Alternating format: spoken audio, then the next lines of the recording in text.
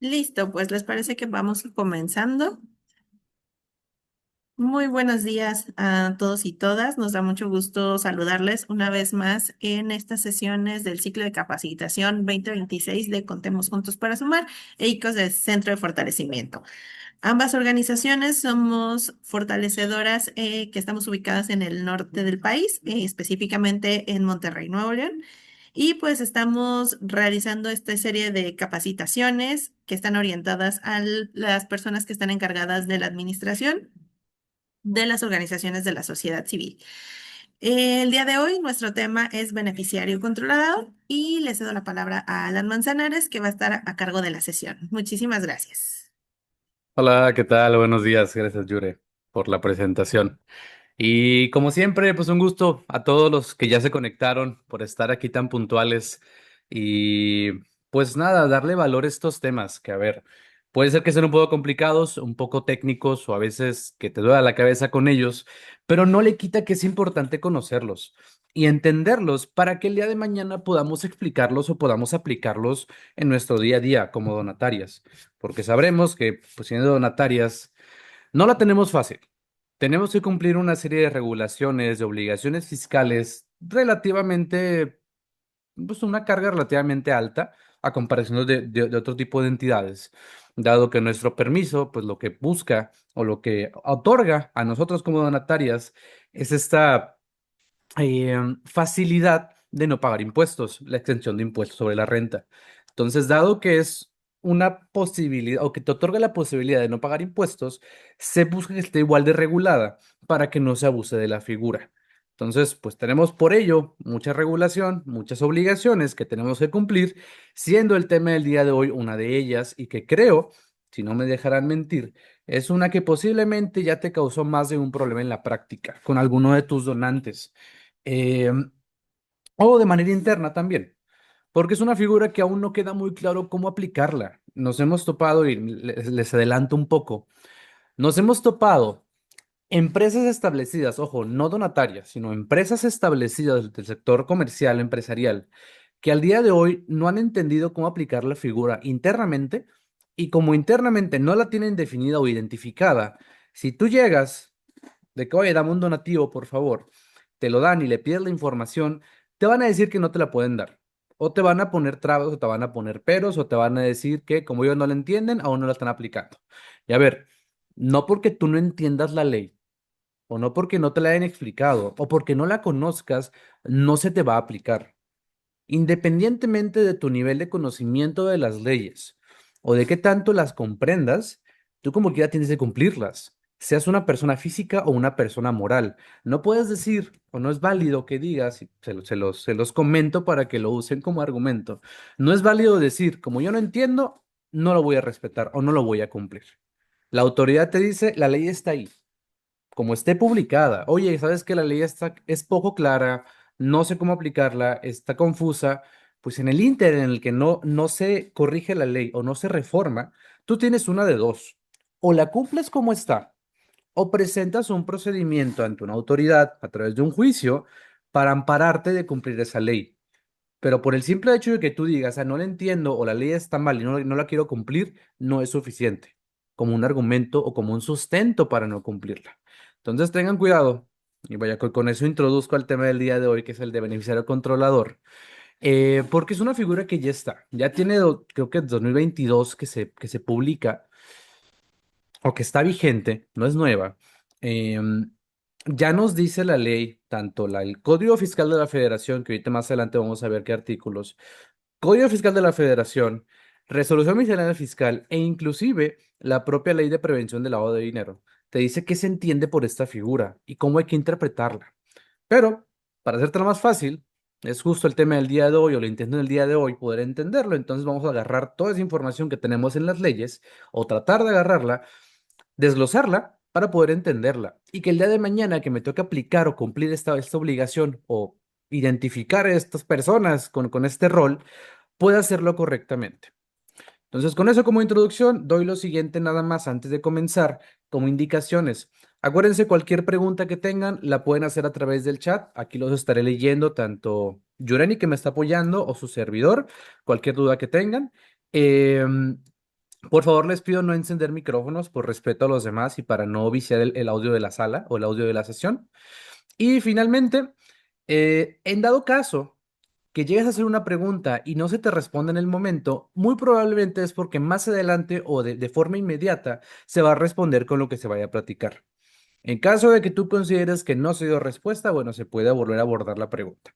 Pero, reitero, todos son libres de hacer preguntas. Prefiero que hagan preguntas aquí a que el día de mañana en la práctica tengan las dudas y no sepan cómo responderlas. Entonces, aprovechen el espacio. De este lado tenemos toda la disposición de apoyarlos, tanto nuestro equipo como el equipo de ICO, para que puedan despejar todas y cada una de las dudas que tengan al respecto de esta obligación o del tema del día de hoy. Entonces, sin más, damos inicio con, bueno, de hecho, les platico un poquito cómo está la dinámica. Mucho de la estructura del tema del día de hoy va a estar hecha en base a preguntas. ¿Preguntas de qué tipo? Pues preguntas que tal vez tú, yo o los demás podemos hacernos sobre este tema o que pueden surgir sobre este tema. Entonces vamos a ver esa estructura en el resto de la presentación. Pregunta y respuesta o desarrollo de esa respuesta. ¿Ok? Entonces, primera pregunta que tendríamos que hacernos si habláramos de ese concepto de beneficiario controlador, es justamente qué es. Porque, a ver, yo te puedo decir la palabra, y si nos vamos, de hecho, y más adelante vamos a verlo, pero si nos adelantamos, la palabra como tal es una palabra compuesta. ¿Por qué? ¿O compuesta de qué? Pues de otras dos palabras a su vez, de otros dos conceptos que pudieras pensar que no tienen relación directa, pero cuando se juntan y se establece el contexto bajo esta obligación, le puedes dar un sentido, le puedes dar un entendimiento a por qué se juntan esas dos palabras. Entonces, para no complicarla por este momento tanto, vamos a ver qué es el beneficiario controlador. Y para definir esto, les digo, ya lo tenemos en la ley. Vamos a irnos al Código Fiscal de la Federación, al artículo 32 cuater. Ese artículo te dice, de entrada, que tienes una obligación, tú como organización, como persona moral, te dice, oye, mientras tú seas una persona moral constituida en México, y ojo, aquí puntualizo, te habla de personas morales, no te habla directamente, ojo ahorita para que no se confundan, no te dice, si eres persona física, cumple la obligación. Te dice, esta obligación va a aplicar para las personas morales, para las empresas. Y ahí sí, no hace una distinción. No te dice solo empresas o solo donatarias. Te dice personas morales en general. Una persona moral, como sabremos, es una persona o es una figura que se crea o se constituye por otro grupo de personas, ya sea físicas o morales, otras empresas. Entonces, aquí hablamos inicialmente que la obligación está enfocada o está dirigida a personas morales, empresas donatarias o alguna figura legal constituida, legalmente constituida, perdón. Entonces, bajo esa premisa, que te dice que la obligación es de las personas morales, te dice el artículo 32 cuater. Oye, un beneficiario controlador que tú tienes la obligación de identificar, de entrada te digo que es o que va a ser una persona o un grupo de personas físicas. Por eso les digo que ahí que no se me confundan, porque, a ver, de entrada la obligación es para la empresa o para la organización o para la donataria, si lo queremos ubicar en nuestro sector. Y te dice, ok, una vez que ya definí quién es el sujeto que va a cumplir con la obligación, te digo que vas a cumplir. Entonces, el que voy a cumplir o el que es un beneficiario controlador, te dice el artículo, que es una persona física o grupo de personas físicas. Y aquí sí. Acuérdense, o tengan cuidado, no te dice grupo de personas morales. O sea, lo que busca esta obligación es que tú como organización identifiques o ubiques o selecciones o le asignes este rol a una persona física o a un grupo de personas físicas, de humanos, no de otras empresas, no de otras figuras morales, sino de personas físicas.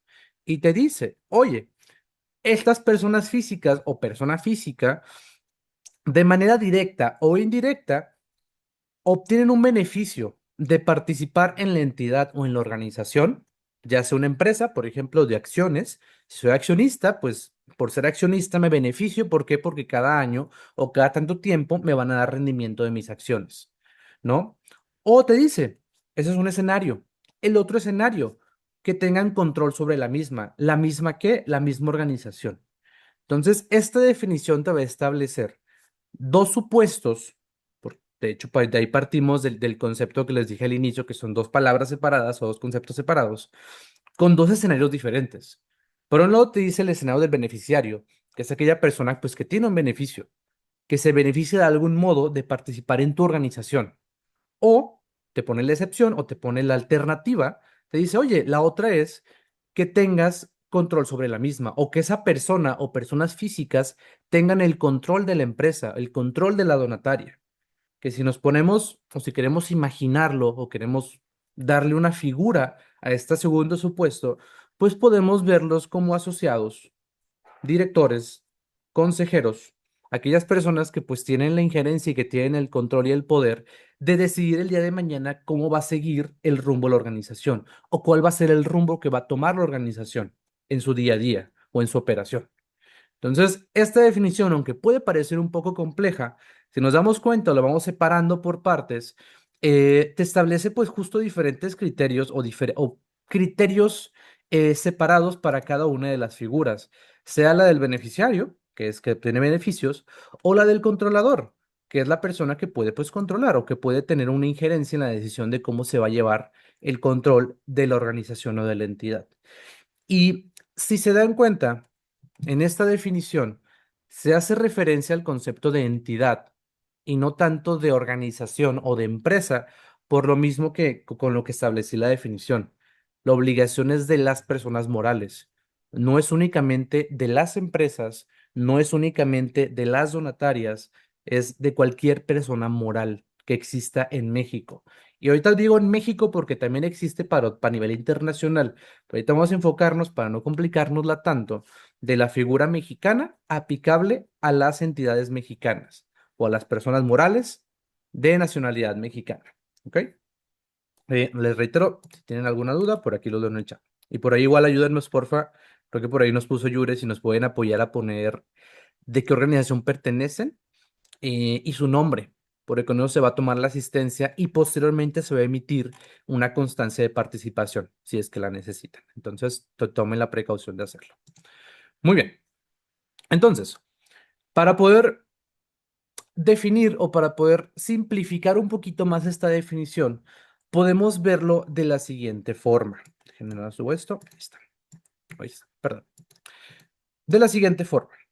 Tenemos el concepto de beneficiario controlador, que ya les comenté que son dos palabras que unieron para darles o para establecer dos diferentes supuestos en uno solo o bajo un mismo concepto.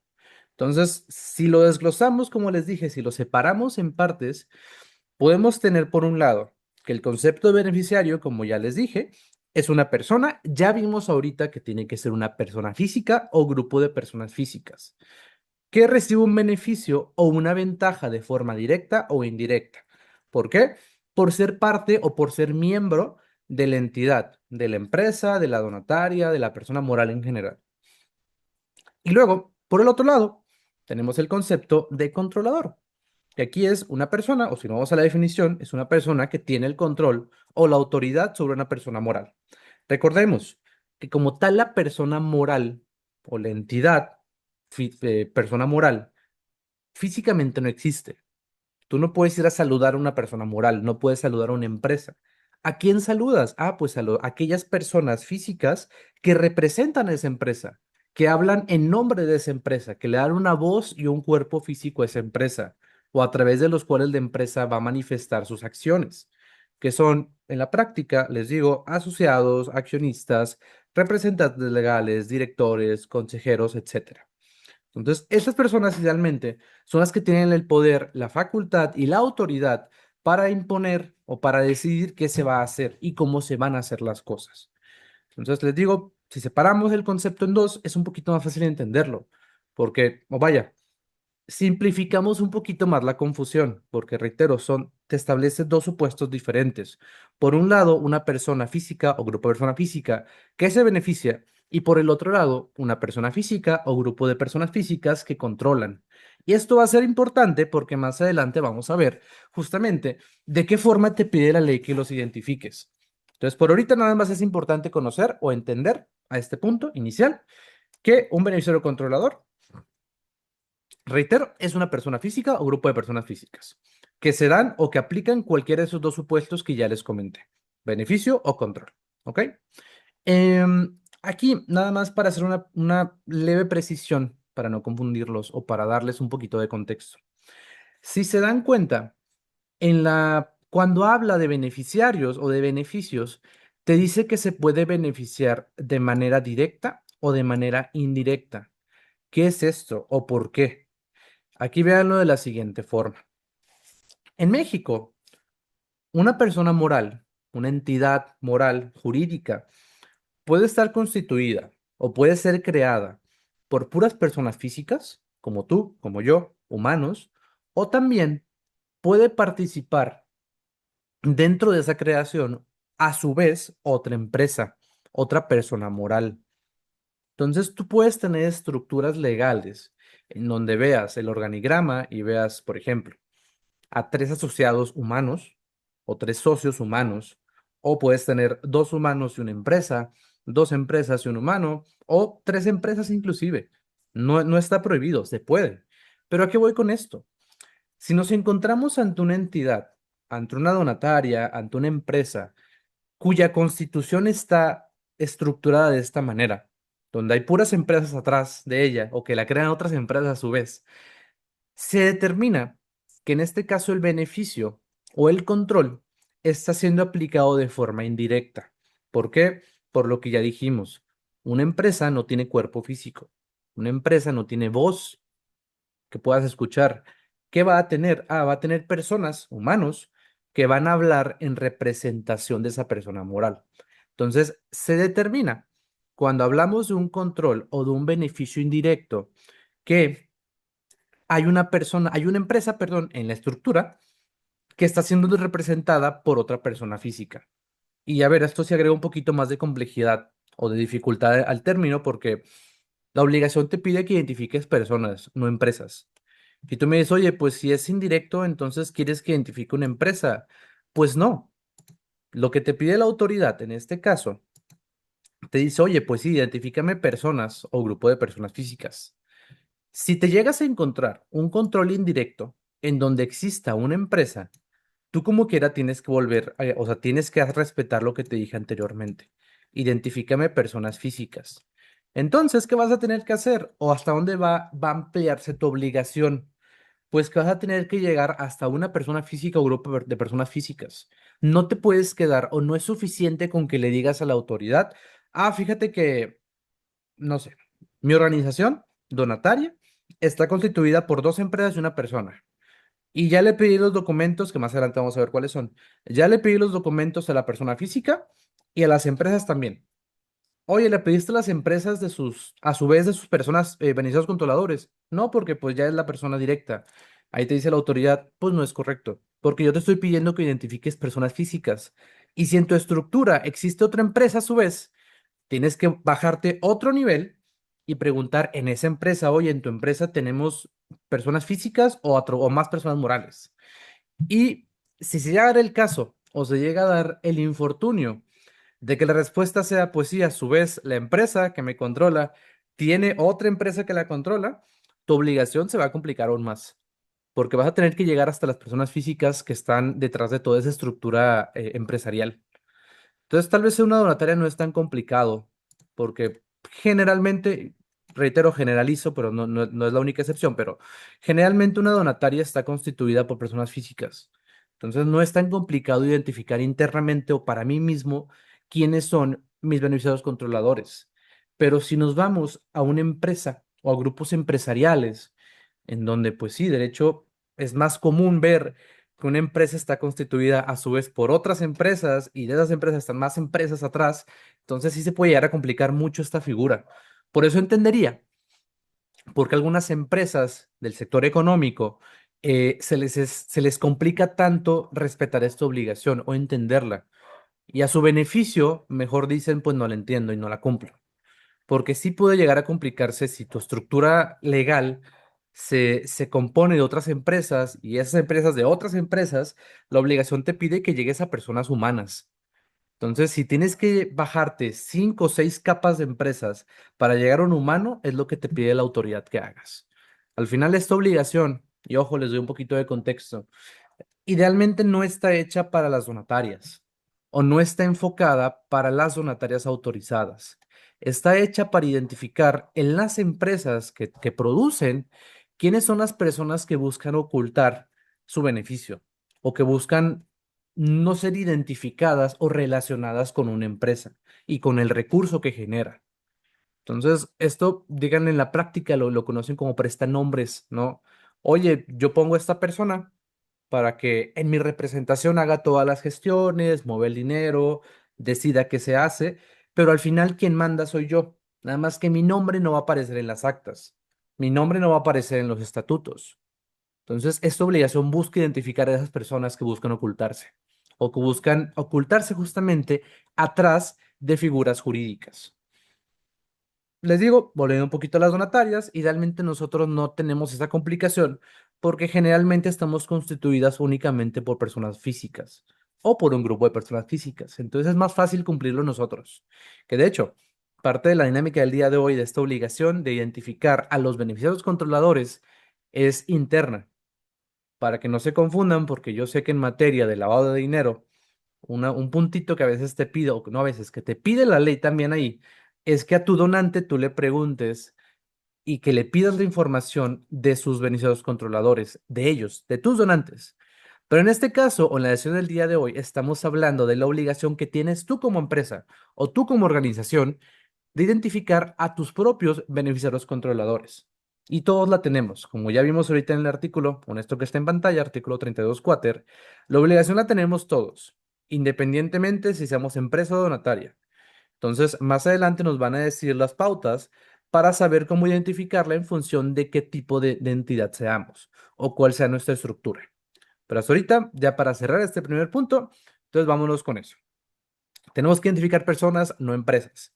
Si existen empresas, tenemos que seguir excavando hasta que lleguemos a personas físicas o un grupo de personas físicas, que es para, de esa forma podemos considerar que estamos cumpliendo correctamente con esta obligación.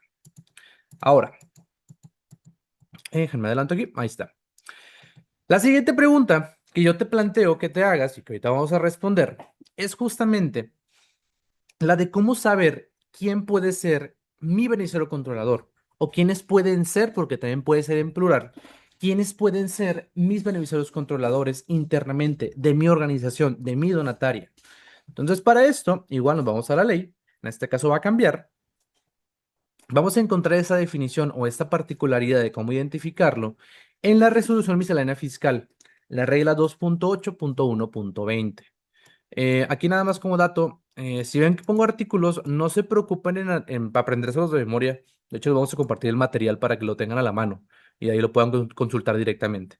Entonces, no se preocupen ahorita por anotarlo. Si quieren, adelante. Si no, como quiera, vamos a compartirles el material con estas referencias. Entonces, miscelánea fiscal. Esta regla, ¿qué me va a decir?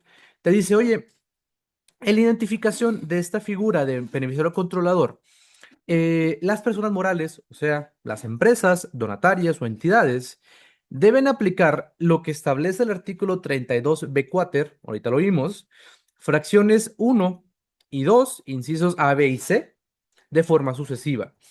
¿Qué es esto? Porque suena confuso, no lo es. Nada más te dice que este artículo 32b cuater te va a decir, oye, pues sabes qué, un beneficiario controlador puede ser cualquiera de estas tres, o se puede definir de cualquiera de estos tres escenarios o criterios que ahorita vamos a ver cuáles son.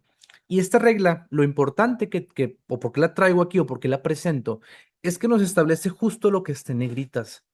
Te dice el deber de las donatarias o de las organizaciones en general, el deber de aplicar de forma sucesiva esos criterios. ¿Qué quiere decir esto?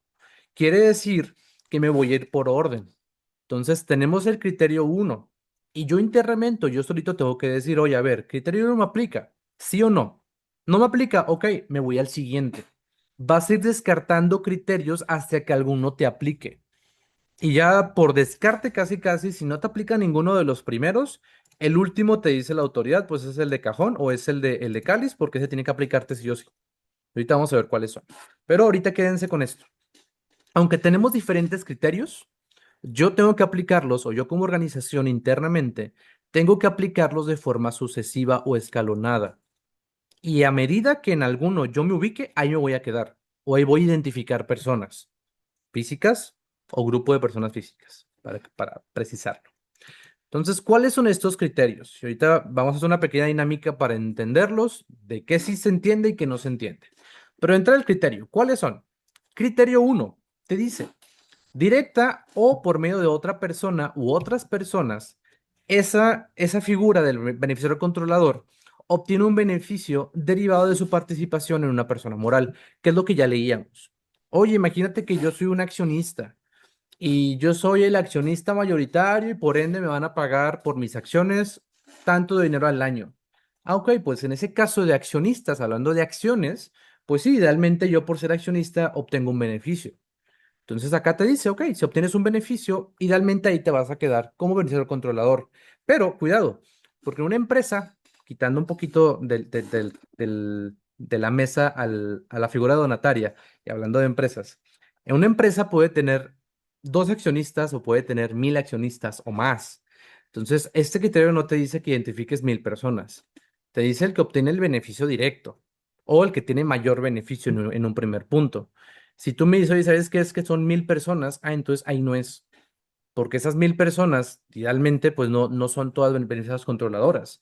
Se están beneficiando, sí, porque tienen un beneficio, pero no es el único beneficiario.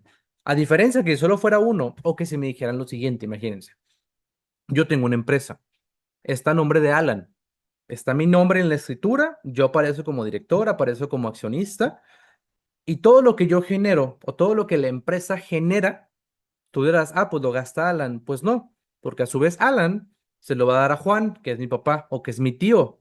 Entonces aquí te va a decir la ley o te dice la autoridad, ok, pues en esa situación, quien es el beneficiario controlador de esta entidad donde Alan participa, no es Alan. ¿Por qué? Porque Alan está pasando el dinero. Al final, quien se está beneficiando de toda la operación, de toda la logística y quien recibe el recurso de fruto de las operaciones, no va a ser Alan, sino es su tío o su papá o la persona tercera a la que Alan está patrocinando o a la que le está trabajando. Entonces, yo nada más funciono como un medio para que esa persona reciba su dinero. Entonces, en esos casos te dice la autoridad, ok, Alan solo es un eslabón, no es el pivote final de esa cadena o de esa línea. Entonces, yo busco identificar como autoridad y te establezco a ti persona moral o a ti empresa que me identifiques quién es la última persona que a la que le llegue el dinero. En este caso serían a las personas a las que yo, Alan, les doy el recurso o que les paso el dinero, ¿no? Oye, no se los paso porque me estén dando un servicio, no son mis empleados, simplemente así como a mí me llega, yo se los doy. ¿Por qué? Porque en papel yo soy el dueño, pero en la realidad, quienes dicen qué hacer y quienes reciben el dinero son esos que no están en el acta. Entonces, ahí se puede complicar mucho, sí, porque si no están en el acta, ¿cómo lo identificas? Pues sí se complica. Lo bueno es que nosotros como donatarias, idealmente no tenemos este primer criterio o no deberíamos tenerlo. Les digo por qué. Ahorita como quiera más adelante lo preciso. Desde nuestra figura como donatarias, por mis estatutos y por ley, se establece que aquellas personas que constituyen la organización, o sea, los asociados, los patronos o socios, no pueden beneficiarse directamente de su participación. ¿Qué quiere decir esto? Que yo por ser asociado, por ejemplo, de Contemos Juntos, es un ejemplo, o de ICO, no por ser asociado quiere decir que ya voy a cobrar. O de hecho te dicen, no puedes cobrar, es un rol meramente simbólico o de forma gratuita, otorgado de forma gratuita. Entonces es importante entender que este criterio, si tú lo lees y dices, ¿sabes qué? Creo que a mí sí me aplica, cuidado con cómo estás llevando la operación, porque no debería aplicarnos. Nosotros en esta figura de donatarias autorizadas que tenemos algunas o que buscamos tener, una limitación que nos establece Hacienda es justamente esa, que los socios no pueden beneficiarse directamente de la donataria. Y pasa mucho, creo que más adelante igual lo clarifico, pero pasa mucho que las organizaciones se confunden cuando escuchan la palabra beneficiario, porque dicen, ah, ok, entonces mi beneficiario controlador son mis beneficiarios de programas, ¿no? Y no, es misma palabra, diferente connotación. Tus beneficiarios de programas son la población a la que tú atiendes. Y sí, a ver, tú los apoyas con despensas, les das programas, les das consultas, les haces eventos, etcétera, pero idealmente esas personas no son las dueñas de la organización o no, vaya, no son las que la constituyen. Por eso está mal ubicado o mal aplicado que cuando hablamos de un beneficiario controlador, la primera idea que se nos viene a la cabeza o a la mente es pensar en los beneficiarios de los programas, porque no son ellos. Aquí cuando hablamos de beneficiarios, se refiere a las personas que obtienen un beneficio por formar parte de la organización, por ser dueños de la organización. Que les digo, en una empresa por acciones es más fácil ubicarlo, porque si soy accionista y por tener acciones me pagan, pues, pues yo soy beneficiario controlador porque me beneficio.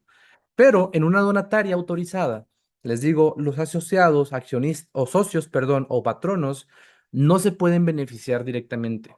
No pueden sacar dinero para ellos mismos de la organización. No pueden decir, fíjate que la donataria este año procuró en donativos 10 millones, de los cuales en programas nos gastamos 9 millones, nos quedó uno. ¿Qué hacemos? Pues repártanlo. No se puede. Te dice, de hecho, por estatutos y por tu permiso de donataria. Todos tus recursos tienen que destinarse únicamente a la causa social que atiendes. Si te sobra, lo vas a reinvertir el siguiente año para esa causa. No lo vas a repartir a nadie de tus asociados. Entonces tengan cuidado con eso. Les digo, criterio uno, idealmente no debería aplicarlos. Después, criterio 2. Me dice, oye, ok, ya quitamos de la mesa la parte del beneficio, porque si eres donataria, no deberías tener. Si eres una empresa, ok, tal vez sí tienes, y ya encontraste gente en este primer criterio. Si no, vámonos al segundo. Les digo, aplicación sucesiva. Criterio 2 me dice, directa, indirectamente o de forma contingente, ejerzan el control de la persona moral.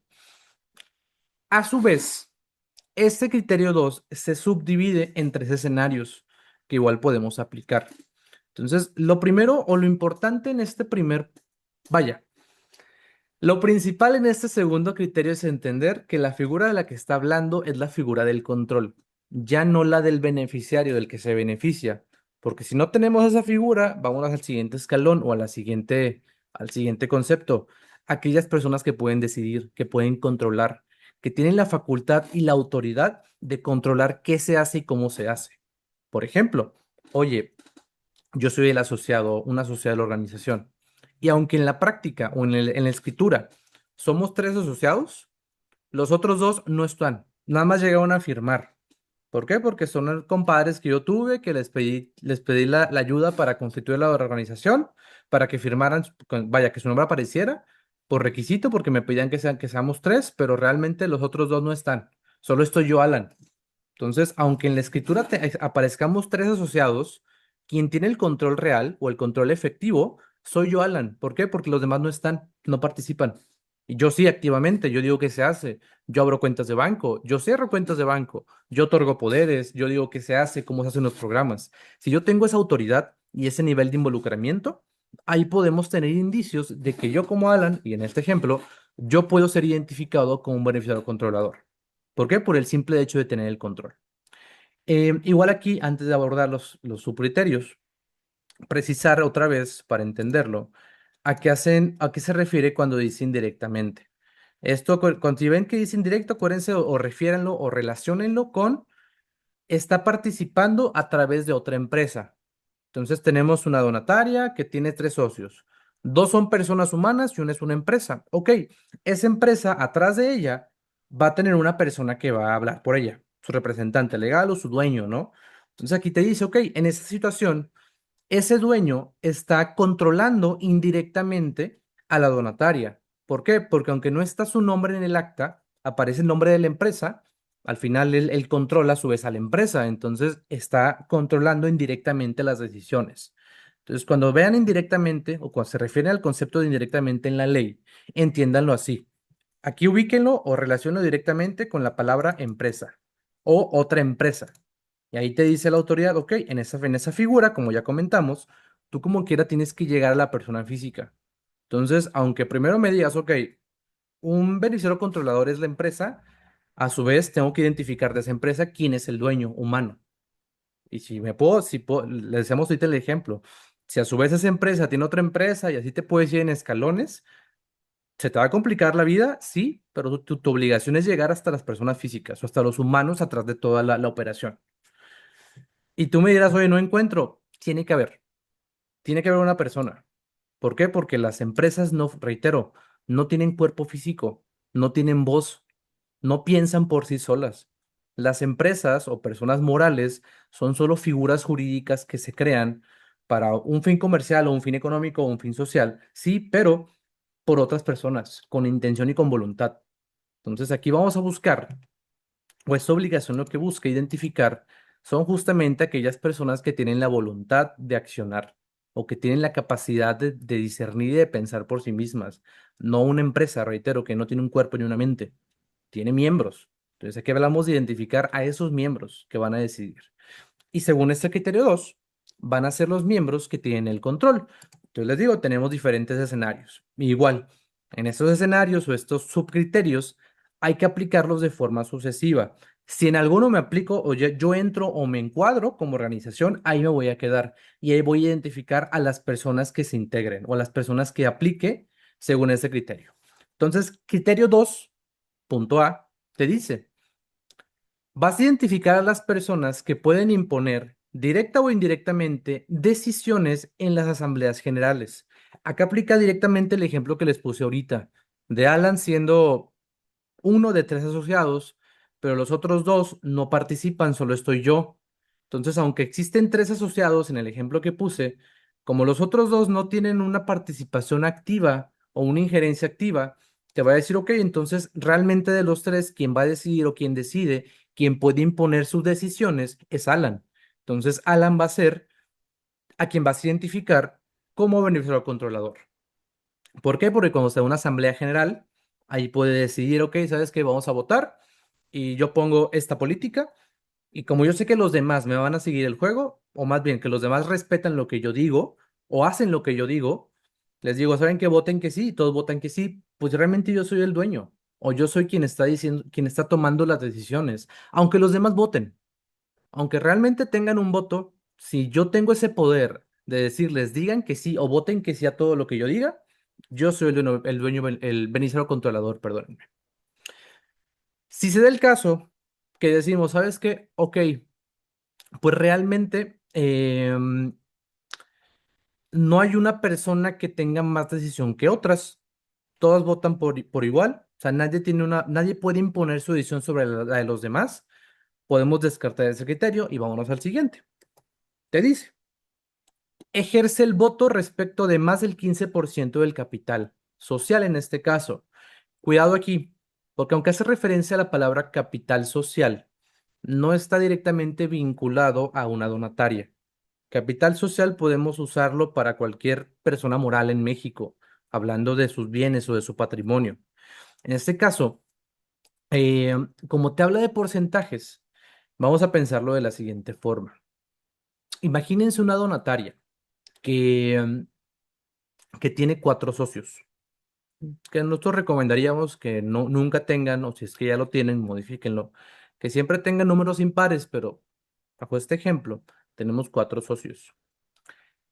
Por estructura o por sus estatutos, perdón, cada uno de los socios solo tiene derecho a un voto. O sea, que aunque yo, Alan, como socio, asociado, perdón, haya aportado al inicio 50,000 pesos y Juan, que es mi amigo, que también es asociado, aportó 10,000 y luego tenemos a María, que aportó 5,000, realmente poco importa cuánto dinero aportamos a la donataria al principio, porque por mis estatutos cada uno solo tenemos un voto. Entonces, cuando llevamos a cabo una asamblea de asociados y tomamos decisiones, no porque yo haya puesto más dinero, quiere decir que yo tengo más votación. Todos tienen mismo derecho al voto y pesa igual el voto de uno que el voto de los demás. Todos tienen un voto. Entonces, bajo este criterio, podríamos ubicar a los asociados, cuando son cuatro, que cada uno tiene pues un voto o una parte de la empresa. Si son cuatro, 100 entre cuatro, son 25. Entonces, cada uno tendrá un 25% de propiedad de la empresa o de la donataria. Entonces, ahí también pudiéramos aplicar esto. aquella persona que tiene más del 15%. Si nos vamos yendo, tenemos más asociados, no sé, imagínate que tenemos, ¿qué te gusta? Tenemos 10 asociados. Entonces, si tuviéramos 10 asociados, cada uno tiene un 10% de la donataria o es dueño de un 10%. Entonces ahí pudiéramos decidir o pudiéramos decir, ¿sabes qué? Pues no tienen más del 15%, no les aplica. No te preocupes, vámonos al siguiente. Criterio C. Puede dirigir directa o indirectamente la administración, la estrategia o las principales políticas de la persona moral. Entonces, si se dan cuenta, estos tres criterios, o los tres criterios de hecho, nos hablan de los asociados, o al menos para una donataria nos habla de los asociados. Todavía nos habla de consejeros, cuidado, porque es muy diferente hablar de asociados, que son los que crean la organización, a hablar de los consejeros o del consejo directivo. ¿Por qué? Porque un asociado o los asociados cuando se juntan y llevan a cabo asambleas, son los que justamente van a decidir quiénes forman parte del consejo, quiénes tienen poderes, quiénes van a ser representantes legales, si van a querer o si queremos modificar los estatutos, queremos despedir gente, queremos quitar al director, esas personas asociadas son las que tienen ese poder o esa mayor autoridad dentro de una donataria. Entonces te dice la regla, oye, pues, independientemente si es el A, el B o el C, yo te hablo de los asociados. Ojo, o reitero, hablando de donatarias. Porque si hablamos de una empresa, ahí puede cambiar. Puede ser que el criterio A se aplique, los demás no, o vaya, que pueda variar en función de cómo está la estructura de una empresa lucrativa. Pero para una donataria autorizada, que es una organización no lucrativa, los tres te hablan de asociados y te dice, oye, en cualquiera de los casos, identifíqueme asociados. Si se llegase a dar, perdóname, la situación que tú dijeras, oye, pues fíjate que sí tenemos asociados. O sea, tenemos a tres asociados, pero resulta y resalta que los asociados no son los que tuvieron la idea de crear la donataria. A ellos los invitamos porque me dijo el abogado, me dijo el contador o me dijo el que me ayudó a constituirme, que ocupaba mínimo tres personas y aparte un director. Entonces imagínense, yo quiero ser el director Alan porque a mí se me ocurrió la idea de crear organización, pero me dice el abogado, oye, pero tú no puedes ser asociado. Imagínense que lo dice. Entonces yo digo, ok, déjame consigo tres personas para que figuren en el acta como asociados. Entonces ya las pongo. Pero si nos vamos a al origen de todo, quien tuvo la iniciativa, quien los puso o quien los invitó, quien les está diciendo qué hacer o qué se va a hacer, pues no son ellos, soy yo como director. Aunque yo no aparezca como un asociado, yo, Alan, como director, soy el que tiene el control. Entonces, por eso aquí te dice el punto C también, o si te dan cuenta, no necesariamente te habla de asociados o patronos o socios o accionistas. Te dice es aquella persona que puede dirigir directa o indirectamente la administración, la estrategia o políticas. Entonces, puede ser que yo como director soy el que tiene el mayor peso o que mi palabra es la que tiene mayor peso en toda la estructura de la organización. Entonces, ahí yo sería el organizador controlador. ¿Por qué? Porque pues yo le digo a los asociados qué se va a hacer, ellos no al revés. Que de hecho debería ser al revés. ¿Por qué? Porque creo que adelante lo tengo, déjenme ver si lo puedo poner. Creo que no lo tengo todavía. Bueno, ahorita se los presento. Pero si nos vamos al Código Civil Federal, o el de Nuevo León en su defecto, te dice justamente que en las entidades no lucrativas o en las asociaciones civiles, por ejemplo, la Asamblea de Asociados es el órgano máximo de control y de poder en la organización. Por lo que ya les dije, porque son los que pueden dar poderes, los que pueden quitar, los que pueden decir qué se hace, los que pueden cambiar los estatutos, los que pueden decidir si el día de mañana se cierra la organización o no, etcétera. Entonces, como ellos son los que tienen todas esas facultades y poderes, se entiende que son el órgano de control máximo en una donataria. Por eso es raro, más no imposible, pero es raro ver que una donataria es controlada o quien tiene más control es el director o el consejo directivo más que los asociados, porque los asociados son los que idealmente la iniciaron y la fundaron y son los que dicen que se hace y cómo se hace. Y si no les gusta algo el día de mañana, ellos lo pueden quitar. El director por sí solo, por ejemplo, no puede modificar estatutos. Aunque tenga poder de representación legal, de administración, él no puede decir, ah, vamos a modificar estatutos y vamos a quitar a todos los asociados. No se puede. Entonces, si se llegara a esa situación en la que un director puso a tres asociados nada más de relleno y se llegasen a pelear, imagínense, técnicamente los asociados pudieran quitar al director legalmente porque pueden hacerlo. El director no podrá hacer nada. Preguntar a Celi, buenos días. Entiendo entonces que el organizador controlador puede tener o no poderes y facultades. Es correcto. Puede o no tenerlas en papel, pero en práctica sí las ejerce. Porque aquí y ahí es donde se complica un poquito más. Y perdónenme que se los comunique así, pero así está literalmente la figura.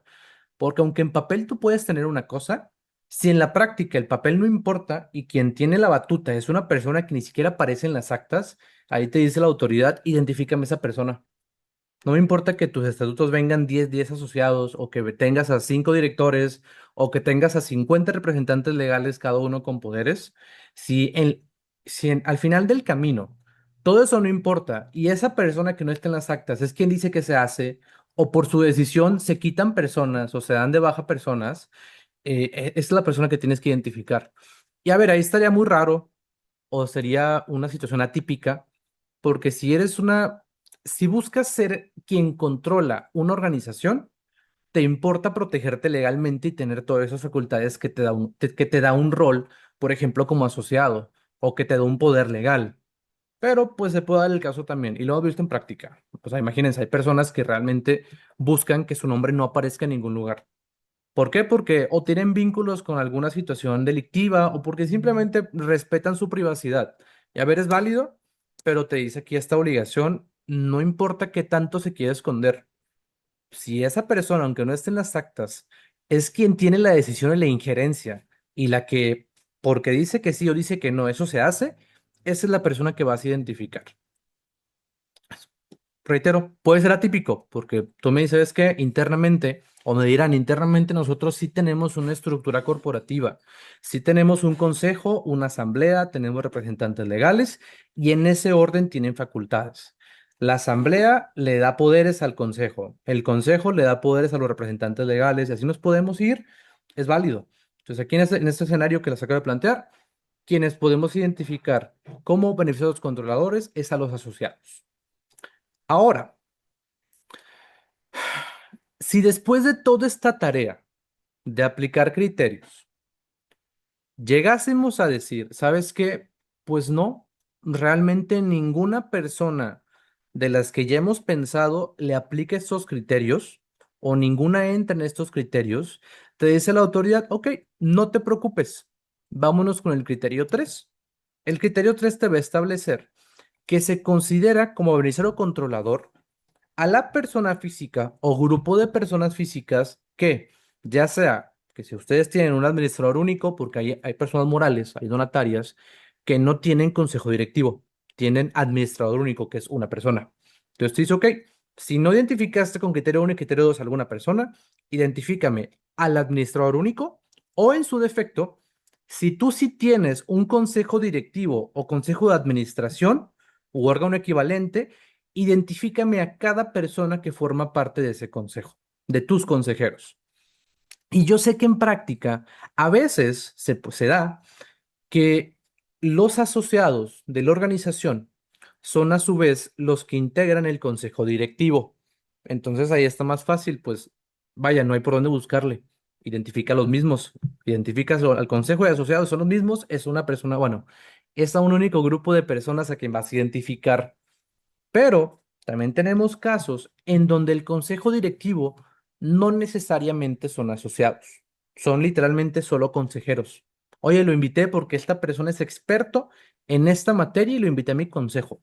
Y lo metimos por acta. En el acta aparece como vocal o como tesorero de la organización. Y les digo, a ver, el consejo directivo sí tiene poderes. Por estatuto se le da poderes o la asamblea de asociados le da poderes para que pueda operar, para que pueda dirigir o administrar. Pero volvemos a lo mismo. La misma asamblea que le da poderes al consejo directivo también se los puede quitar. Entonces, si nosotros no tenemos la situación en la que mis asociados son a su vez mis consejeros, si los tenemos separados en dos grupos, tengo por un lado un grupo de personas que son mis asociados y por otro lado tengo otro grupo de personas diferentes que son mis consejeros, entonces ahí yo te recomendaría, vete por el criterio 2.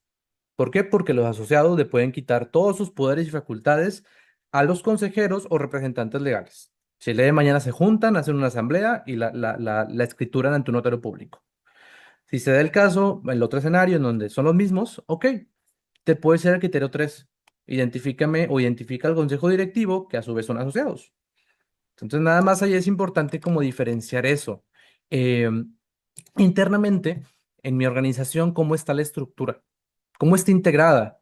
Y si te presentaste a la sesión y tú eres el representante legal o eres el procurador de fondos o el contador, ¿cómo vas a identificar esto? Pues uno, vete con el director, o si eres el director, vete a los estatutos. En los estatutos va a decir, uno, quiénes son los asociados. Dos, quiénes son los consejeros o con quiénes forman parte del consejo directivo. Y si viéndolo, tú identificas que son los mismos ambas figuras, bueno, tienes más fácil, la tienes mucho más fácil. O tu respuesta está más fácil. Identifica los mismos. Porque como mis asociados y consejeros son los mismos, tengo que identificar a esas personas que tengo como asociados. Si son diferentes, yo te recomendaría primero identificar a los asociados.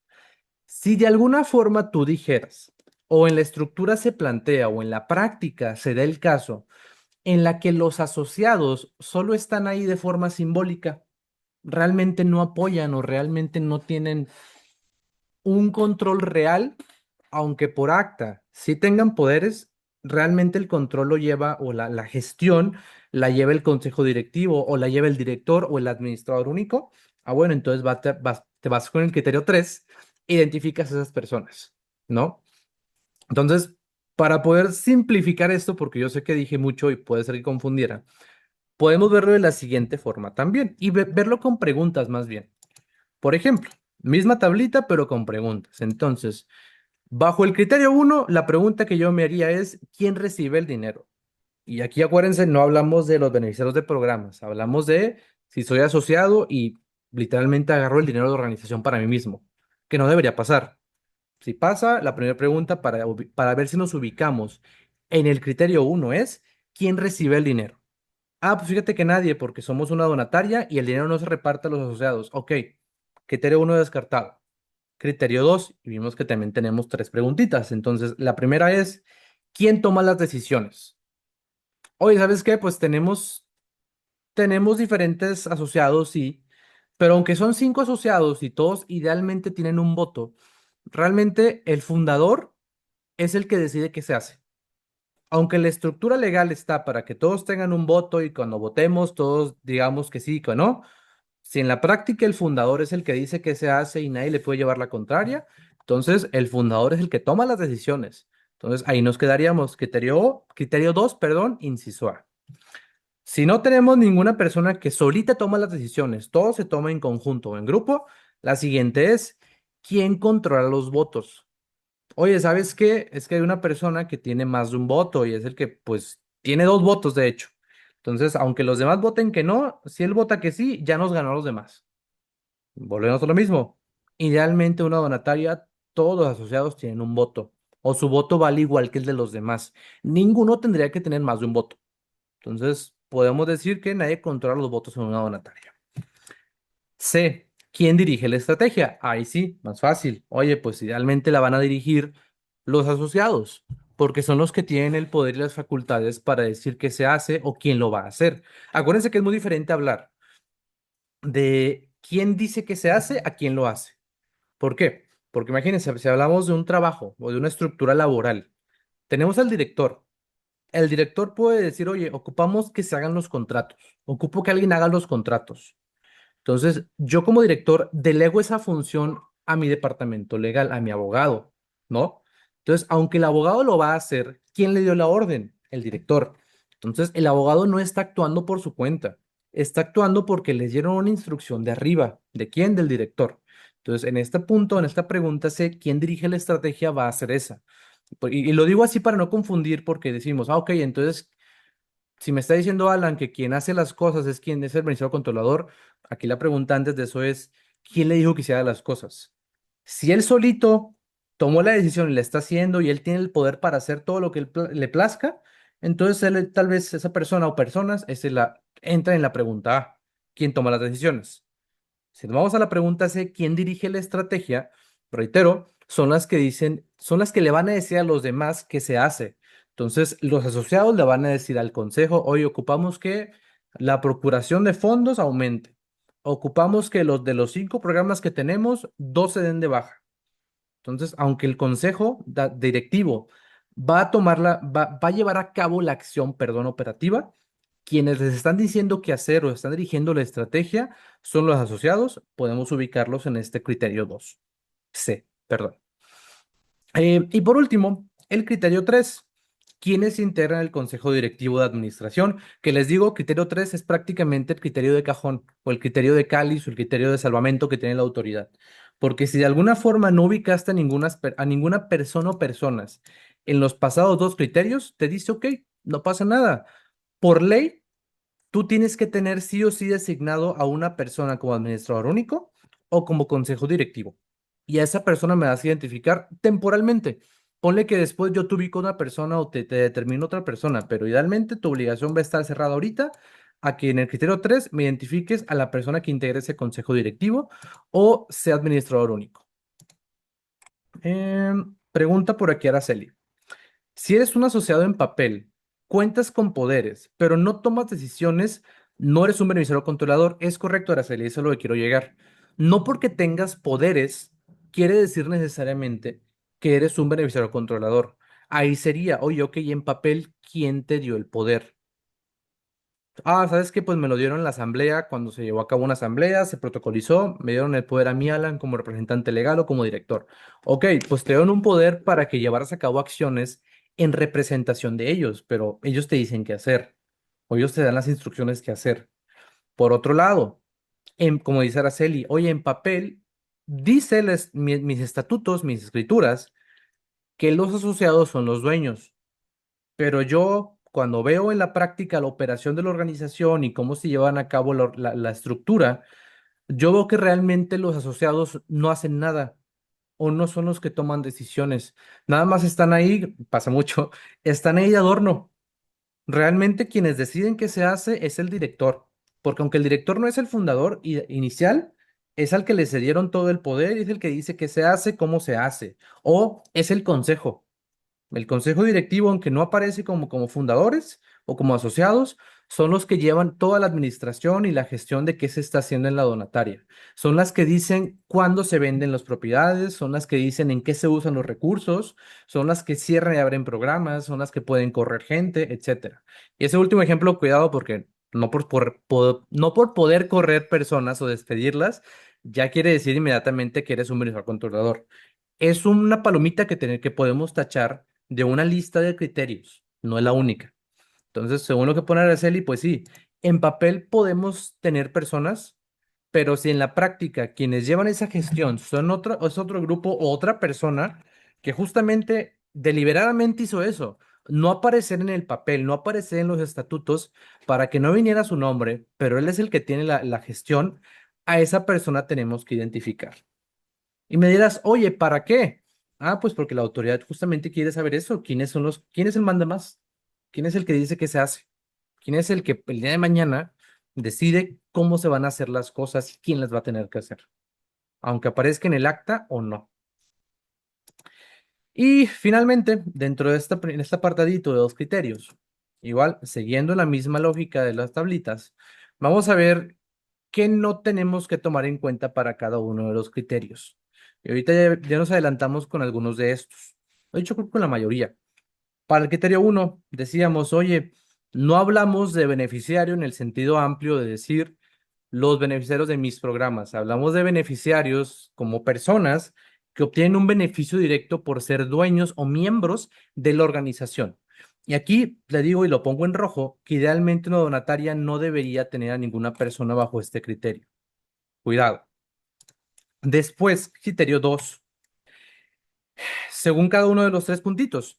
Punto 1, te decía, según la misma naturaleza legal de las asociaciones civiles, según el Código Civil Federal, supone que el poder supremo o quienes tienen más poder y facultad dentro de una organización de la sociedad civil o una asociación civil es la asamblea de asociados. ¿Por qué? Por lo mismo que ya comentamos, son los que pueden dar poderes, los que pueden quitar poderes y los que idealmente al final del camino son los que van a decidir si la organización continúa o no, si continúa operando o se cierra. Cuando ellos firman y toman un acuerdo que se va a cerrar, se tiene que respetar. Así seas tú el director con poderes o el consejero con poderes, tú no vas a decidir si el día de mañana decidimos cerrar la organización. Van a ser los asociados. Entonces, por eso criterio uno es importante identificar o entender qué se refiere a la asamblea de asociados. Después, criterio 2, lo que decíamos como consideración es que cada asociado solo tiene un voto o parte social. No hay un asociado o no es válido decir que un asociado tiene más de un voto, al menos en una donatera autorizada. Ya si hablamos de empresas, ahí cambia el asunto completamente porque un accionista sí puede tener más voto en función de sus acciones. Si somos una empresa por acciones y no sé, son 100 acciones y yo, Alan, tengo el 51% de las acciones y los demás accionistas tienen el restante, yo realmente soy el accionista mayoritario. Mis decisiones sí impactan más porque yo tengo más participación que los demás. Pero como donataria no tenemos que preocuparnos por eso, o al menos no deberíamos preocuparnos. ¿Por qué? Porque todos tienen la misma cantidad de votos. O mismo derecho a voto, que es uno. Y finalmente, el C. Un representante legal o director tiene facultades delegadas por la asamblea. ¿Por qué pongo esto? Para aclarar lo que decíamos ahorita. Tú puedes decir, oye, es que la dirección o los representantes legales son los que dicen, oye, pues, ¿qué se hace? Son los que dan donativos. Si somos, por ejemplo, una organización de segundo piso, donatera autorizada, son los que dicen a quién se le da y tal. Entonces, aunque el director tenga esa facultad y tenga la facultad de abrir cuentas de banco que se la dieron, si hablamos de eso, de que se la dieron y se la pueden quitar, entonces quien se la puede quitar a esa persona es quien podemos identificar o quien podemos poner antes en el escalón como beneficiario controlador. Y finalmente, criterio 3. Entendemos o se tiene que entender que el consejo directivo o el consejo de administración o administrador único, como personas físicas, se tiene que designar idealmente mediante una escritura pública. ¿Por qué? Porque idealmente tienen poderes o tienen que tener poderes para ejercer sus cargos. Ojo, no poderes individuales, generalmente son poderes mancomunados. ¿Qué quiere decir? Que le voy a dar al consejo directivo, perdón, un poder de aperturación de cuentas bancarias, pero no lo puede ejercer una persona, tienen que ser dos o más. O sea, tiene que ser el presidente y el tesorero, tienen que ir al banco. Si lo ejercen solitos, no los va a dejar el banco, o no tiene por qué dejarlos el banco. Entonces, para que esas restricciones se apliquen, tienen que darse mediante una escritura pública ante un notario. Por aquí preguntan en el chat, pregunta Nora. Buenos días. Si al final de la respuesta, para conocer e identificar a mi beneficiario controlador, caí en el criterio 3 y yo soy donataria autorizada de apoyo económico, cuando a la donataria que fue elegible para un donativo al contestar la información de PLD, le tendrías que dar documentación de todos quienes forman mi consejo. Un poquito elaborada la pregunta y la respuesta es que sí. Esto aplica o lo voy a plantear de la siguiente forma. Y creo que, de hecho, más adelante se responde justo con lo siguiente. Miren, pero voy a poner esto y ahorita respondo la pregunta.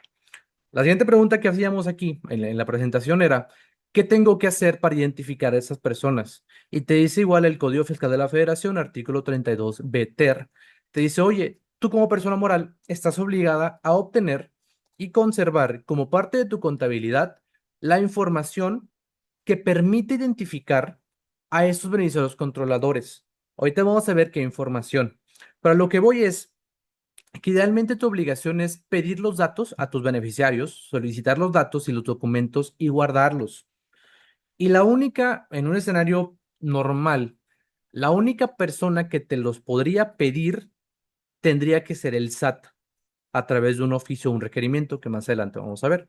Pero se da la excepción cuando hablamos de una donataria de segundo piso o de apoyo económico, cuando ésta entrega donativos, imagínate, yo, Alan, soy donataria de segundo piso y le doy un donativo a ICO por 500,000 pesos para hablar de que pasamos los umbrales de PLD, de lavado de dinero.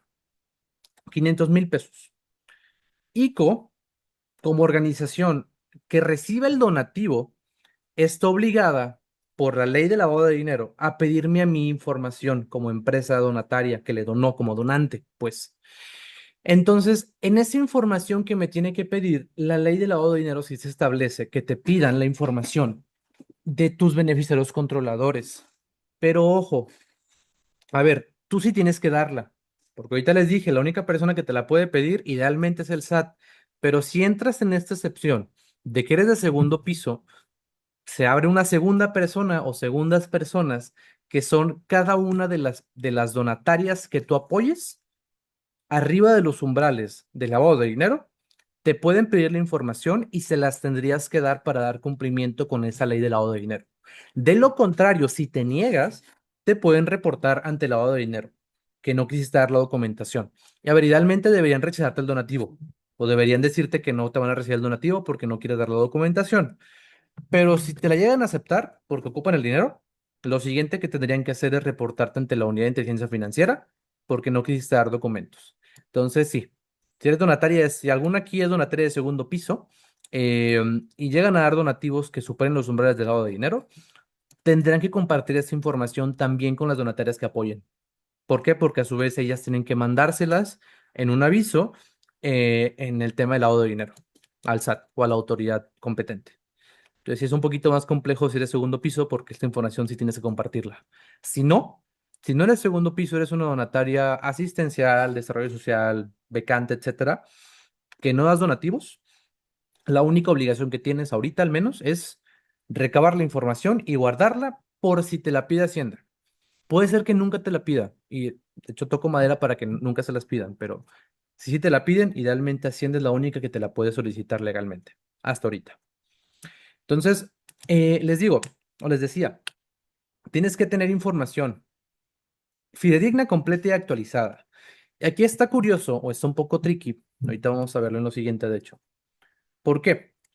Porque si nos vamos a ver qué información tengo que recabar, es toda la que está en pantalla del lado derecho. Y esto vamos a encontrarla justamente establecida en la resolución miscelánea fiscal, regla 2.8.1.22. ¿Por qué te digo que está tricky? Porque esta regla no te habla de documentos, te habla de datos. Te dice, oye, tú como donataria tienes que recabar todos estos datos, o no como donataria, perdón, precisando, tú como persona moral, tienes que recabar todos estos datos de tus beneficiarios controladores, personas físicas, que son nombre completo y alias, fecha de nacimiento, sexo, nacionalidad, etcétera. Todos los que están aquí. Te dice, recábalos. Y también te establece que tienes que respaldar ese dato con información que la compruebe. Entonces, a lo que voy es con esto, y está del lado izquierdo la nota. La regla no te habla de documentos, te habla de datos, pero te dice, el dato que tú me des o que tú me establezcas como donataria tiene que estar soportado y ser comprobable. Entonces, si por ejemplo hablamos de la fecha de nacimiento del nombre completo, ¿qué documento crees que estaría ahí requerido? Pues idealmente es el acta de nacimiento. Por ejemplo, uno de los más controversiales que se solicitan y que muchos están, o que se pelearon, pero al final hay que cumplirlo, pero se pelearon. Estado civil y datos del cónyuge. Si el asociado o el beneficiario controlador que yo estoy identificando está casado o tiene pareja sentimental, ya sea directamente cónyuge o concubino o concubina, te pide que también recabes datos de esa persona y documentos. Entonces, de entrada, si te dice la persona, si estoy casado, primer documento que se deriva de eso para comprobarlo es, dame tu acta de matrimonio. Después, ok, si estoy casado con tal persona, ok, de esa persona dices que se llama de tal forma, dame su identificación oficial o recaba también la identificación oficial para que tengamos manera de comprobar que esa información que te están dando es real y no es falsa. Entonces tú pudieras decir, oye, es que mi asociado confío en él, es una persona muy noble y los datos que me está dando son ciertos, yo confío en él. Pues te dice el SAT, yo no. Yo no confío en la palabra, yo ocupo también tener el documento. Entonces, a lo que iba con todo esto y con lo que puedo concatenar y cerrarlo es que aunque la regla no te establece documentos, sí te dice de forma textual que tienes que respaldar esa información, tiene que estar respaldada y comprobable. Entonces, no es nada más que tú pidas, que tú llenes un Excel con los datos. Es sí llena el Excel, con los datos y recábalos, o sea, intégralos o encéntralos, pero también recaba la documentación que soporte esa información. Por ejemplo, el domicilio, comprobante de domicilio, un recibo de luz, recibo de agua. CURP y RFC, pues está pasando el CURP y RFC que vas a pedirle, la constancia del CURP y la constancia del RFC, ¿no? De la segunda mitad para abajo, que déjame lo marco ahí con marcador para identificarlo, que es esto. De esta parte hacia abajo, estos datos, quiero precisar un poquito para no confundirlos. Em, la primera parte, los que voy a marcar con X, te habla que recabes los datos que tengan que ver con que esa persona participe en la donataria. Por ejemplo, si te dice, oye, relación con la empresa, ¿qué quiere decir? Ah, pues dime si este beneficiario controlador es asociado, consejero, administrador, representante legal o director. Dime, ¿tiene un cargo? Ponme el cargo que tiene o qué relación tiene con la empresa o con la donataria. Después, participación en la empresa. Aquí está un poquito complejo. O a veces cuando llenamos el formato no se llena. ¿Por qué? Porque aquí te habla idealmente de acciones. Entonces, si habláramos, por ejemplo, de que yo identifiqué como beneficiarios controladores a mi consejo directivo, el consejo directivo no va a tener participación en la empresa o en la donataria. Entonces, este punto no lo llenaría. En cambio, si yo identifiqué a los asociados, según lo que ya les platiqué, que fueran 4 asociados, pues cada uno va a tener un 25% de participación virtual, porque realmente cada uno tiene un voto o una parte social. Pero bueno, si separáramos entre cuatro, de un 100% entre cuatro, cada uno tiene 25. O así me voy. Oye, tengo 5 asociados entre 100, cada uno tiene, oye, se me fue, ¿qué será? ¿20? Sí, cada uno tiene un 20%. Así me puedo ir y poniendo ahí el porcentaje de participación. Si no me la quiero complicar, lo puedo dejar esta parte o este apartado decir que según mi estructura legal no aplica, porque no soy accionista, no soy una sociedad por acciones o no hay participaciones. Después, tipo de control, si es directo o indirecto. Aquí es lo que les decía hace ratito de si participas de forma personal o a través de otra empresa a su vez. Entonces, si tú como asociado o consejero participas en la donataria de forma personal, aparece tu nombre directamente en el acta o en el rol, tu participación es directa o tu tipo de control va a ser directo. En cambio, si participas a través de otra empresa, se considera que el control es indirecto porque estás participando indirectamente. No está tu nombre, va a aparecer el nombre de la empresa que representas, pues. Entonces ahí sería control indirecto. Después, acciones o derechos que posee. Esto va igual directamente ligado a la participación. Aquí sería idealmente uno. Ubicación de acciones o derechos es dónde están depositados en el caso de las acciones, bueno, no bueno, sí acciones, pero si hablamos de donatarias, cuando se constituye una donataria, existen casos en los que se aporta un capital inicial. Entonces te dice, ok, si tuviste un capital inicial, nada más dinos dónde está ubicado el capital. Ah, pues en Monterrey, Nuevo León, ahí lo aperturamos. Y digo, esto aplica realmente más para las acciones, porque hay acciones que pueden abrirse en otros estados y tal. Y sí aplica mucho más fácil la parte de participación y de acciones, etcétera. Pero para donatarias, estos puntitos, déjame lo pongo acá, estos 3 puntitos de amarillo, puedes dejarlos en blanco y no pasaría nada porque no te aplican idealmente. Después, fecha de adquisición de control. Aquí sí te va a aplicar. ¿Por qué? ¿De qué habla? Aquí me está hablando de en qué momento yo como persona obtuve ese rol de beneficiario controlador. Y cuidado, aquí no es cuando yo a Alan le dije que es beneficiario controlador, que si tomamos ahorita el curso y ya me dijo Alan toda esta información y yo inmediatamente me volteé con los asociados a decirle, ¿sabes qué? A partir de este momento tú ya me dijo Alan que tú eres el beneficiario controlador. De eso no habla. Aquí se refiere a en qué momento adquirió ese rol. Por ejemplo, en qué momento lo di de alta en el acta. Cuándo celebré la asamblea para darle poderes o para darle su rol como asociado o como representante legal o como consejero. De eso se refiere. Entonces es el poder o el acta que voy a tener o la fecha de emisión del acta, perdón. Después, la última X, modificaciones en participación o control. Aquí también te pide la obligación que recabes la información de si en algún momento esa persona dejó de tener ese rol. Por ejemplo, hace 2 años yo, Alan, era asociado de Contemos Juntos, ¿no? Y en ese momento yo era beneficiario controlador, pero resulta que me quise dar de baja. O sea, ya no quise formar parte de Contemos Juntos, ya no quise formar parte de los asociados. Y 2026 pedí mi renuncia y que me dieran de baja a través de una asamblea. Entonces te dice la obligación, también recábame eso, recábame la fecha y la modificación que tuvo el rol de esa persona. Entonces yo voy a recabar el que estamos hoy. El 23 de junio del 2026, Alan dejó de ser asociado de la organización, por ende, deja de ser beneficiario controlador en esta fecha y lo guardo en su archivo o lo pongo en su expediente para guardarlo. También hay que recabar eso. Y finalmente, los últimos puntitos que, si se dan cuenta, aparecen con un paréntesis al final que dice control indirecto. Solo vas a recabarlos, justamente, si tu beneficiario controlador está participando en la donataria de forma indirecta a través de otra persona moral. Entonces ahí te dice, ok, aparte de identificarme a la persona humana, también recábame los datos de la empresa a través de la cual participa. O sea, tenemos a Contemos Juntos, poniendo el ejemplo, tenemos a Alan como asociado, a Juan como asociado y a la persona despacho contable SASB como tercera asociada. Y el dueño de ese despacho contable es María Pérez, por ejemplo. Entonces yo tendría que recabar de María Pérez sus datos, todo su nombre, sexo, etcétera, y aparte de la empresa a través de la cual está participando, que es Despacho SASB, nombre de la empresa, país de constitución, residencia, RFC y domicilio. Entonces, les digo, la obligación no se termina o no te puedes quedar nada más en identificar empresas, porque la obligación está hecha para que identifiques personas físicas.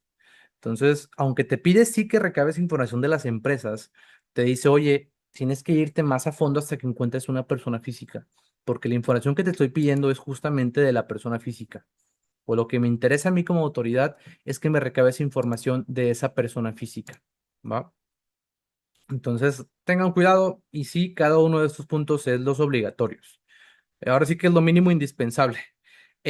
Lo que sí puede cambiar es que en materia de prevención del lavado de dinero, cuando, ¿cómo lo puedo plantear? Cuando yo soy una donataria y recibo un donativo de una empresa y a esa empresa yo le tengo que pedir su información de sus beneficiarios controladores y me la tienen que dar, no tienen que darme todo esto. Y ahorita no lo tengo tan directo, pero les puedo decir, por ejemplo, en PLD no ocupan darte el estado civil, no ocupan darte los grados de participación, ni relaciones, ni acciones. Idealmente solo ocupan darte los datos generales, por ejemplo, cómo se llama, país, domicilio, contacto y RFC en PLD.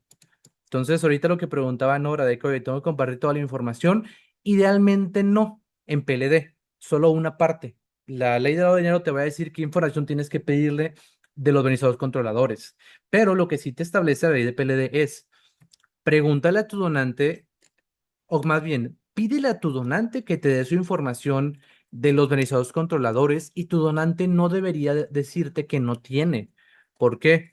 Porque según esto que estamos viendo hoy, toda esta obligación, la obligación de identificar a los beneficiarios controladores ya la tenemos todas las empresas.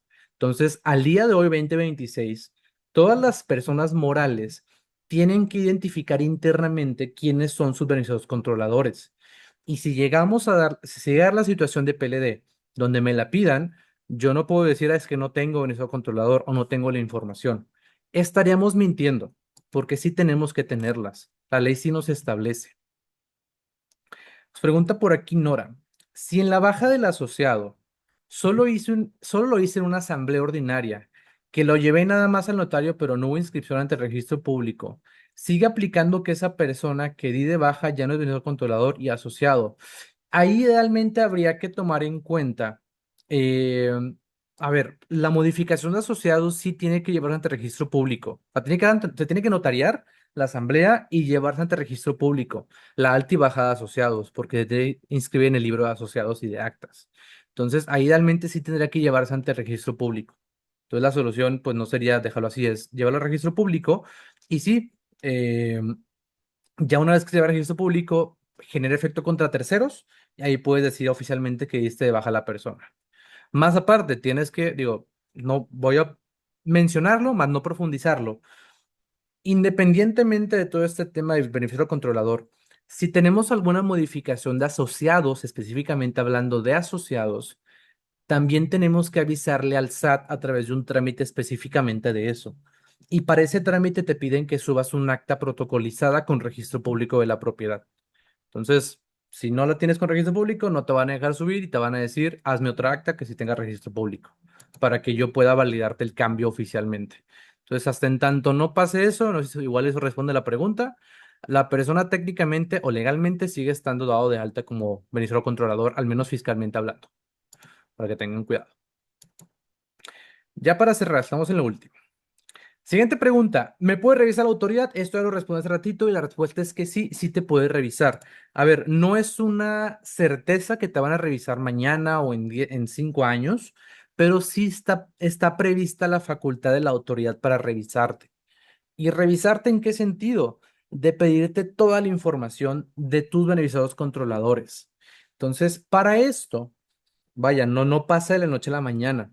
Te van a hacer llegar un requerimiento de información a través de un oficio formal a tu buzón tributario o presentado a tu domicilio fiscal. Es raro, pero puede pasar. Te van a decir, oye, tienes 15 días para mandarme toda la información de tus beneficiados controladores que tengas integrada. Obviamente ahí va a estar integrado pues tus actas porque van a venir quiénes son, los documentos y los datos que ya vimos. Entonces, aquí yo te diría, si al día de hoy no has identificado a tus beneficiarios controladores o no han querido darte la documentación, nada más ten cuidado con esto, porque si te llega un oficio te van a dar esos 15 días. Si no lo respondes en 15 días, ahorita vamos a ver la consecuencia. Pero aquí como ventaja, te puedo decir que a esos 15 días le puedes solicitar a Hacienda una prórroga de otros 10 días hábiles. Entonces pueden ser 25 días pues totales, pero la prórroga no aplica automáticamente, tienes que pedirla a través de un escrito. Porque te pasó, imagínate, oye, ¿sabes qué? Es que mis expedientes los tenía en físico en una bodega y se perdió la llave. Estamos buscando la llave y no le hemos podido sacar. Entonces, estimo que tengo tiempo, pues 15 días no, van a ser 20 días, ok, pido la prórroga. Es un ejemplo muy tonto, pero a lo que voy es, sí puedes pedir prórroga, pero no es una prórroga infinita, no es un mes, son otros 10 días nada más. Pues tengan cuidado. Y, proponer una pregunta en el chat. Mavi, tenemos que identificar a los beneficiarios controladores que ya se dieron de baja en ejercicios anteriores, que ya están notariados en los estatutos. A ver, técnicamente sí y no. Acuérdense aquí la autoridad, independientemente de qué hablemos, em, tus facultades de revisión están vigentes únicamente por 5 años. Entonces, una autoridad no puede llegar a pedirte, por ejemplo, hoy en día al menos, hoy, 2026, información de 2015, porque ya pasaron más de 5 años, mucho más de 5 años. ¿Qué sí te puede pedir? Puede llegar a pedirte información del 2021. Y de hecho, esta tema o esta dinámica del organizador controlador se da de alta en el 2022 para adelante. Entonces, si a partir de la reforma que se dio en el 2022 tenías vigente un consejo y luego después cambió, sí te pueden llegar a pedir la información que tenías vigente en ese momento que entró la reforma del 2022, sí se puede, porque entra dentro de los 5 años. Entonces, tu obligación es toda esa información, aunque ya se den de baja, guárdala y ponle un timer de 5 años. Pasados los 5 años, ahí sí ya no estás obligada a darle información. Aunque te la pidan, o sea, te la pueden pedir, tú puedes argumentar, ya pasaron 5 años. Digo, obviamente hay que checar bien los plazos, ¿verdad? Pero si se da el caso y pasaron 5 años, no te pueden obligar a darla. Entonces, nada más si ten cuidado por ahí, Mavi. Si no han pasado 5 años de esa información o de esos movimientos, guárdalo como quiera. Manténlo en resguardo en tu expediente porque te la pueden solicitar. Entonces, ¿qué pasa si no identifico a mi usuario controlador? O si no tengo la información cuando me la piden. Pues, de entrada, vamos a caer en una infracción. Y a esa infracción trae aparejado una multa. Entonces, para efecto de este tema de beneficiario controlador, tenemos tres infracciones en las cuales podemos incurrir. ¿Cuáles son? La primera. no tener, no conservar o no presentar la información del o de los beneficiarios controladores cuando me la pidan. Entonces, aquí la multa va a ser hasta de 2.249.000 pesos por persona. Entonces, si tú tienes, no sé, tú tienes que identificar a tu consejo, a tus asociados, perdón, y eran 5 asociados y de los 5 te faltaron 3, vas a multiplicar 3 por esos 2 millones. Es lo que te pueden poner de multa, el tope que te pueden poner de multa. Digo tope porque si está, vaya, hay un mínimo también, pero pues aquí preferí traerte los máximos para que también tomes en cuenta cuánto es lo máximo que te pueden poner. Que a ver, no está bajita, está alta. Entonces, sí tengan cuidado con eso. Después, siguiente escenario, siguiente infracción. No mantener actualizada la información de los beneficiados controladores. ¿Aquí en qué sentido? Pues imagínate, tú armaste un expediente con datos. Resulta y resalta que un asociado cambió de domicilio fiscal y residencia normal y no te dijo. Entonces, cuando le presentan a la autoridad la información, la autoridad pues tiene su constancia de situación fiscal y sus datos fiscales actualizados y ahí sí viene el cambio, pero tú no. Entonces, por esa omisión o porque no mantuviste esa información actualizada, también te pueden poner multas. Y te puse un ejemplo del domicilio, pero puede pasar también, por ejemplo, para las identificaciones que también se vencen. Entonces hay que tener cuidado, hay que tener un control de los documentos que me están dando y cuando vencen. O si cambian, darles la indicación a los beneficiarios controladores, a mis asociados o consejeros, que me informen sus cambios. Porque si no me informan, aquí también me van a poner multas si se den cuenta, si la autoridad lo detecta. Igual aquí la multa es hasta de 1.124.500 pesos por persona. O sea, si tengo un expediente de Juan, de Alan y de Pedro, y dos de ellos están desactualizados, por cada uno me pueden poner multa. Así está integrado el expediente. O sea, puede estar el expediente bien integradito en su momento, pero si está desactualizada la información, te dice la autoridad, pues no sirve de nada. Tiene que estar actualizada. Y todos esos cambios que tú le hagas, también documéntalos. O sea, no es, me actualizaron el domicilio, déjame borro el formato y lleno con el nuevo. Vas a hacer otro formato y lo vas a guardar en su carpeta de que actualización 2026 cambió de domicilio y vas a poner el formato actualizado. Porque también, según la pregunta que se me ahorita de que "Oye, me pueden pedir información de años pasados, sí también te la pueden pedir también. Y de en su momento que estaba vigente. Por último, presentar la información de forma incompleta, inexacta o con errores. ¿Presentarla en dónde? Cuando te la solicite Hacienda en un requerimiento. Entonces, si es información falsa, por ejemplo, o sea, que el consejero, lo que decíamos ahorita, el consejero confió en él, me la dio, no me dio el documento, pero me dio el dato. Oye, pero te dio el dato, pero ¿con qué lo validaste? Que era real. Ah, pues con nada. Y resulta que es falso, que estaba mal. La autoridad te dice, ok, ahí también te voy a multar, porque tu obligación era validar que esos datos estuvieran bien. Y aquí igual volvemos, es por persona de hasta 899.600 pesos. Y eso es el día de hoy. Cada año se actualizan las multas idealmente.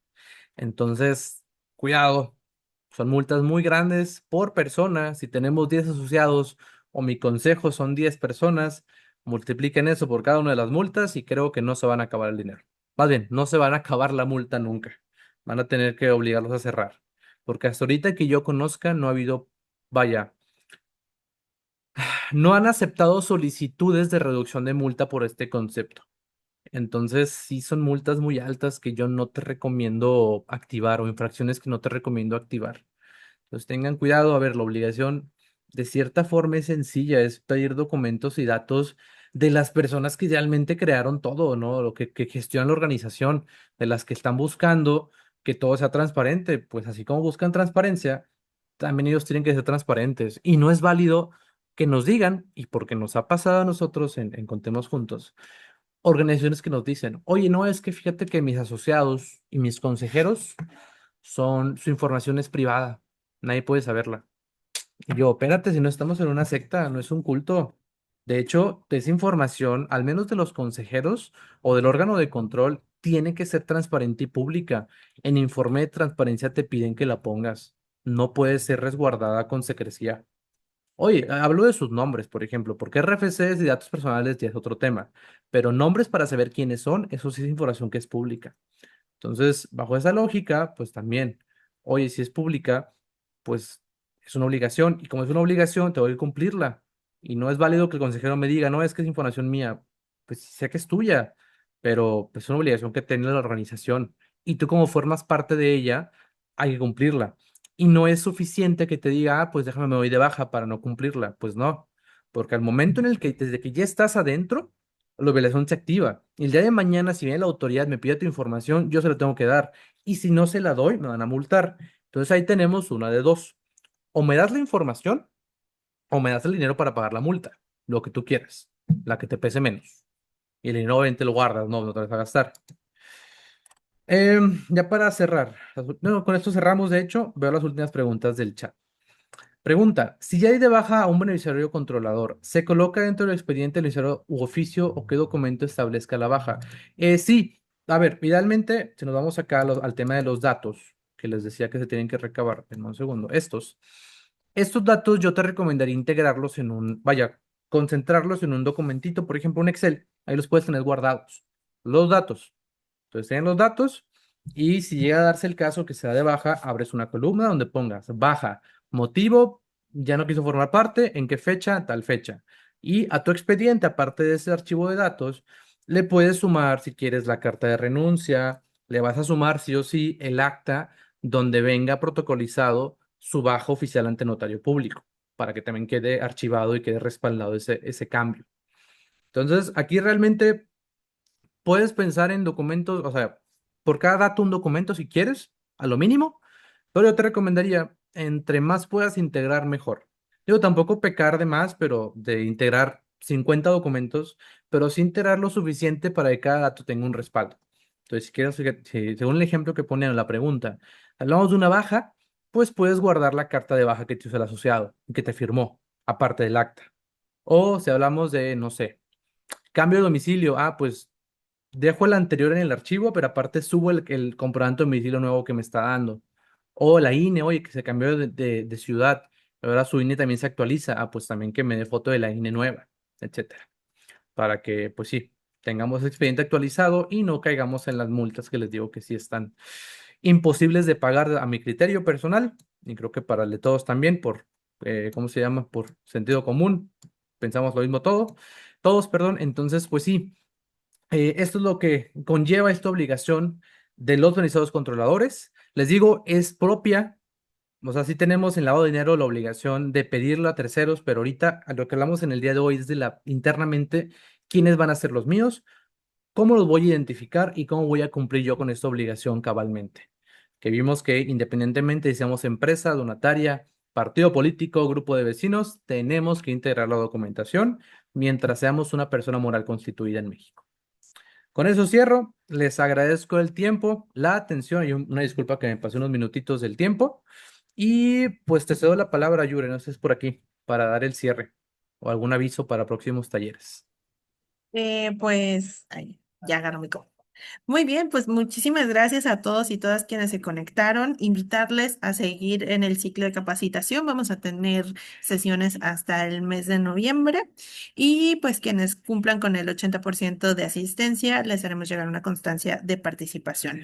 Aprovecho para hacerles la invitación vamos a tener la próxima semana un taller que se llama Procesos participativos de niños, niñas y adolescentes es en colaboración con la organización La Jugarreta, espacios de participación, que son de Morelos. Ellos vienen a compartir su metodología, entonces si están interesados, interesadas o si su organización tiene como beneficiarios o participantes a niños, niñas y adolescentes, esto tal vez les pueda servir para sus actividades.